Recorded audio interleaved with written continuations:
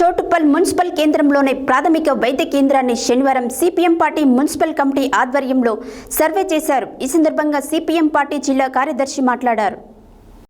Choutuppal municipal కేంద్రంలోని ప్రాథమిక వైద్య కేంద్రాన్ని శనివారం సిపిఎం పార్టీ మున్సిపల్ కమిటీ ఆధ్వర్యంలో సర్వే చేశారు.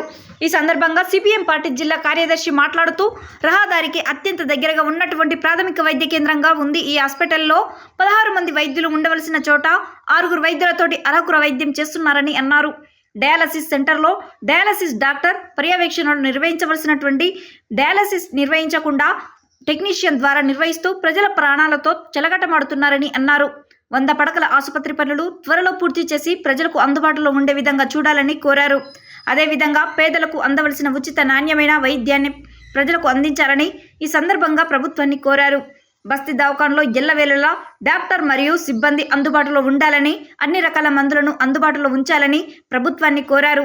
ఈ కార్యక్రమంలో సిపిఎం పార్టీ జిల్లా కమిటీ సభ్యులు ఎండి పాషా, గడ్డ వెంకటేష్, మున్సిపల్ కార్యదర్శి Bandaru Narasimha, CPM party municipal 4 leader Gopaguri Lakshman Goud, నాయకులు ఆకుల ధర్మయ్య, బత్తుల దాసు, ఉష్కగుల శ్రీను, ఎండి కయ్యూం పాషా, ఎండి జానిషి శివకుమార్ తదితరులు పాల్గొన్నారు.